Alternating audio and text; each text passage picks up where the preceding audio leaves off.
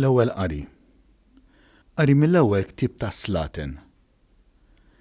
F'dak iż-żmien il-profeta Elija rħiela lejn id-deżert.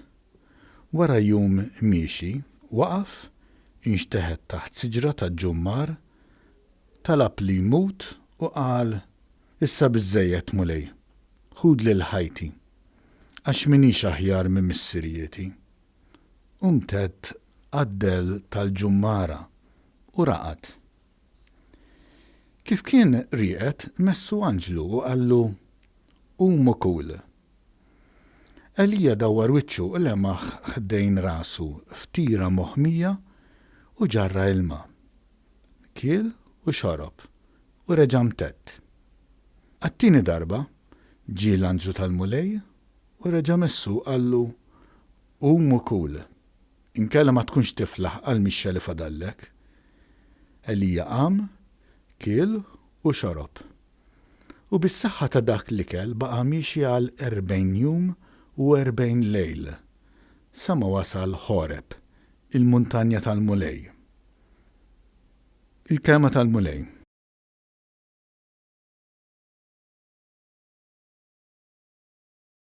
San responsorjali. Ippruvaw u taraw kemmu tajjeb il-mulej. Kull ħin imbierek il-mulej, tifħiru dejjem fuq fommi. Bil-mulej tifraħ ruħi, jisimgħu l-fqajrin u jifirħu. Ippruvaw u taraw kemmu tajjeb il-mulej. Xandru l-kobor tal-mulej miegħi. Ħanollu ismu flimkien. Jien fittixt il-mulej u weġibni. Min kull biża' tiegħi ħelisni. Ippruvaw u taraw kemmu tajjeb il-mulej. Ħarsu lejh u jiddi bil-ferħ wiċkom u ma jkollkomx għax tistħu. Dan il-fqajjar sejjaħ u l-mulej semgħu u mid-dwejjaq tiegħu kollha ħelsu. Ippruvaw u taraw kemmu tajjeb il-mulej. L-anġu tal-mulej jassess madwar dawk li jibżgħu minnu u jeħlishom. Ippruvaw u taraw kemmu tajjeb il-mulej. Ħin il-bniedem li jistkan fih.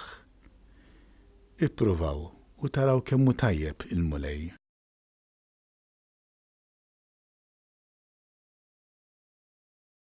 It-tieni qari. Qari mill-Littra ta' San Pawl Apostol lill-Efesin. Ħuti, tniktux l-Ispirtu Santu ta' Alla li fih intom is-siġillati għal-jum il-fidwa.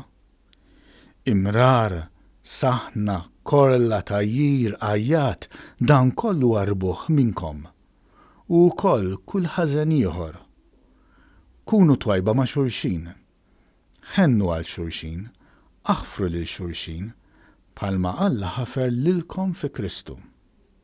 Kunu mela tixbħu lil Alla bħala uliet maħbuba u imxu fl-imħabba bħalma Kristu wkoll ħabb lilna u talilu nnifsu għalina, offerta u sagrifiċċju jfuħu quddiem Alla. Il-kelma tal-mulej.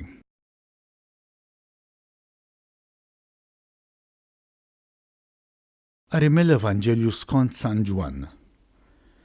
F'dak iż-żmien il-Lut bdew igergru fuq Ġesu għax kien qal: jienu l-ħobs li nieżel mis-sema. U bdew jgħidu: dan mhuwiex Ġesu bin Ġuseppi, li l-missieru l-ommu ma nafuhomx, mela kif qiegħed jgħid jiena nżilt mis-sema. Ġesu weġibhom: toqgħodux tgorru bejnietkom.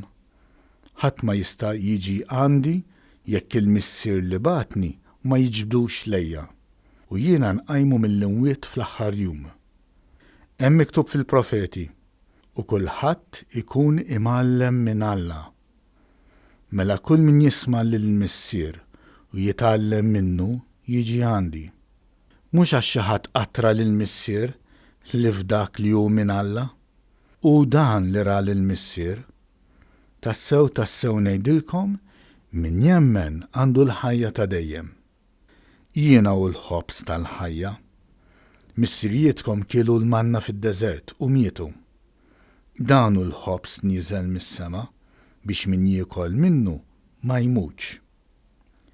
Jiena u l-ħobs il-ħaj li nieżel mis-sema, Jekk xi ħadd jiekol minn dan il-ħobs jgħix għal dejjem. U l-ħobs li jiena nagħti huwa ġismi għal ħajja tad-dinja. Il-kelma tal-Mulej.